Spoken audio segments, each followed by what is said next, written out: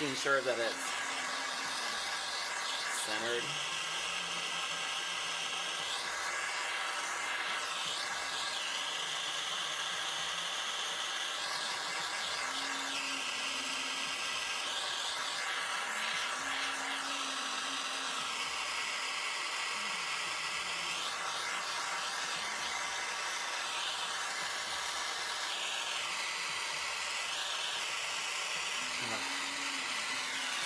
Well, screw that up.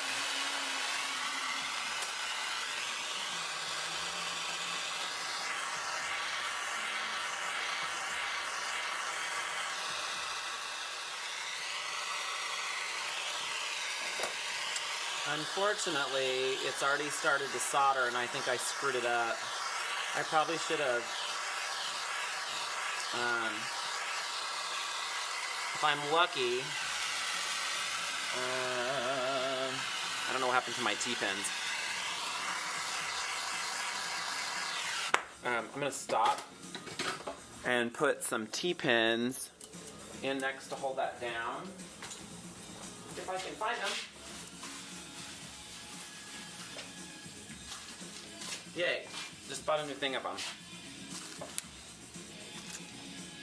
Which means I'm also going to have to switch to a different block because the only thing I don't like about hard solder is it's really hard once you get something set down. This block has seen better days. I'm going to adjust the camera a little bit so you guys can see this. I'll zoom out a little bit. The only thing bad is when you use hard solder,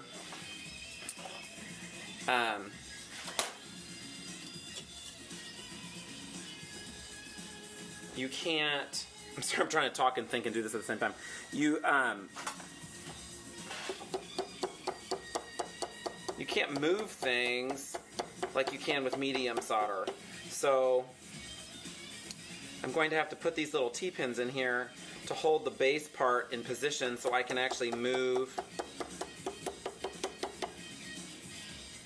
Okay, that's pretty. I just got these at like Hobby Lobby or someplace. Hopefully, you see, I'm actually focusing on that. Okay, I'll see if I can do this.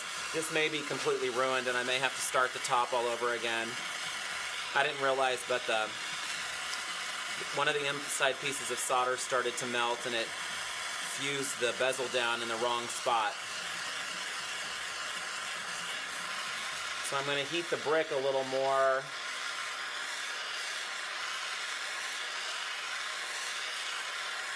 I've kind of only got one chance to do this. Okay, it's melting. Moved it a little bit.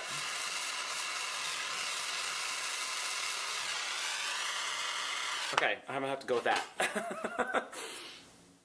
It looks pretty good, actually. And pull these up. Try not to touch them. If you leave them on there too long, they'll stick. Okay, into the pickle. I had a little bit of a soldering boo-boo mishap. This bottom part that I was getting ready to tack on didn't work, so I am going to refile this real quick. I'm showing this because lots of bad things can happen when you're doing stuff like this. I have to refile this bottom down because there's now like pitted solder all over it. I tried to solder it down and I shifted it and it moved, and now this whole bottom needs to be filed down.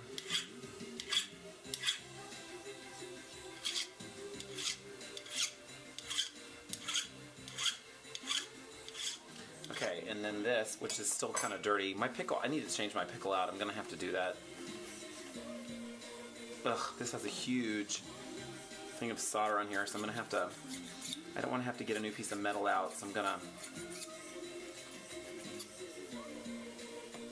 file this off.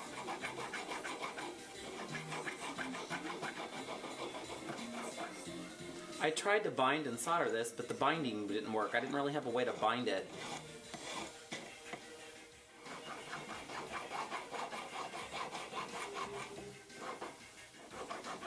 Okay, I got the ring. See if it'll focus. There we go. Bottom on, after screwing it up. Top's on. I went ahead and just soldered it all on there. I have a little vent hole right there. My stone has a dot. Let's see if I can show this. When I put that over that, you'll never see the hole.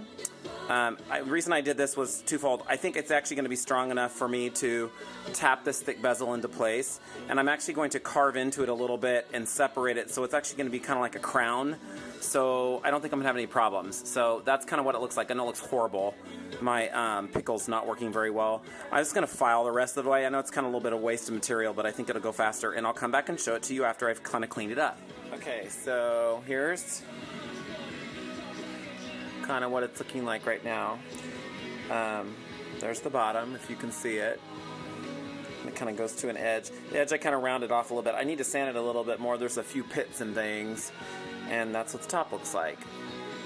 I'm going to have to modify the design I was going to do because I thought I was going to end up having more surface area up here, but I ended up not having quite as much as I thought. But that's nice because now the ring's not quite as big. I mean, it's still huge, but it's not as gigantic as I thought it was going to be. See if it'll focus.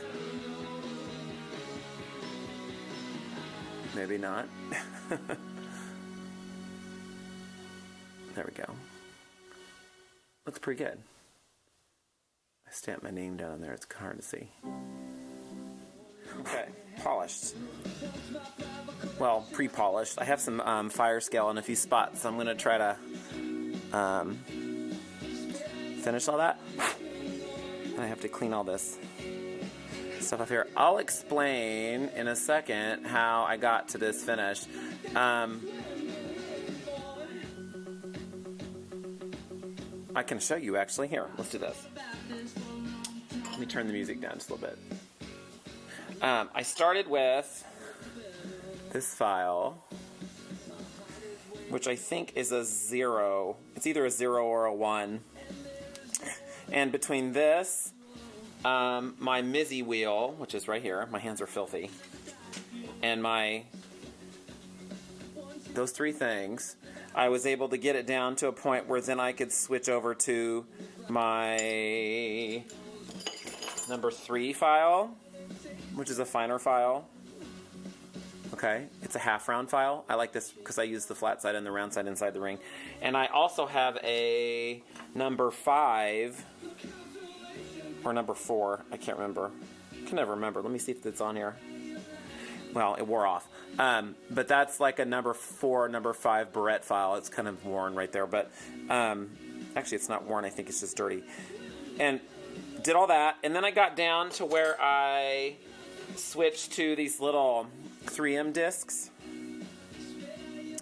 I used the 220 and went and pre-polished with Rio's Quick Finish. Some people like it, some people don't. I used the 220 and the 400. I used the 400 in this instance because I had already gone down to a really fine file, and then came back, fixed a few little scratches, and then went back, did a little bit of bobbing, cleaned that off, and then I did Fabuluster. Some of you were asking me what this stuff was. I went to the University of Washington in Seattle, and this was, let's see if it'll focus, this was introduced to me by John Marshall, and he uses it on everything, and I do too now. You can polish plastic with this, which is awesome. It also polishes silver really well. It works on aluminum. It's not quite abrasive enough to, move this over. It's not quite abrasive enough to take off fire scale. You can, but you have to sit there for a while, okay? It says it works on just about anything. They sell it from Rio. I love this stuff. I actually have 2 of these, and that's going to sound really weird. I have one that's black, as you can see, and I have another one. Let me grab it.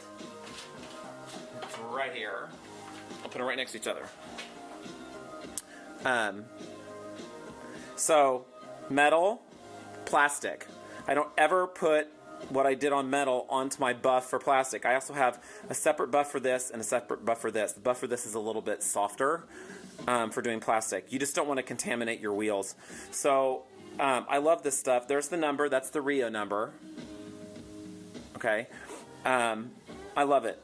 In fact, usually what I do is I polish up to this. It's like one step before rouge, but I like this stuff so much, I usually just polish to this and then I throw it in the tumbler. In this ring, I actually can put in the tumbler because there's no holes. So there might be holes in the end. I haven't quite finished my design yet, but so that's kind of what I did. Okay.